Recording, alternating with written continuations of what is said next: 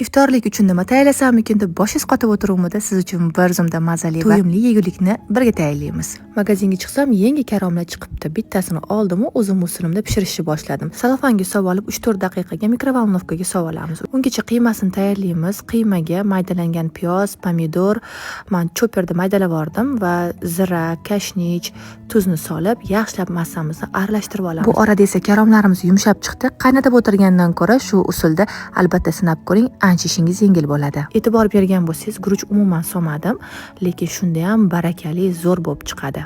Albatta shu usulda tayyorlab ko'ringlar. Tovamizni yog'lab, yaxshilab zich qilib, karomlarimizni, ya'ni golubsilarimizni shunaqa terib olamiz. Tomatni suviga shakar, tuzni solib, tabga ko'ra yaxshilab aralashtirib, terib olgan golubsilarimiz ustidan quyamiz.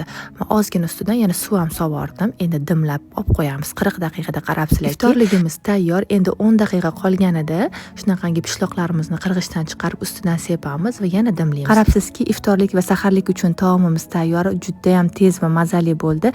Aytgancha ichidagi guruchni yoniga garnir qilib alohida tayyorladim. Retseptni yo'qotib qo'ymaslik uchun saqlab oling va unga like bosishni unutmang.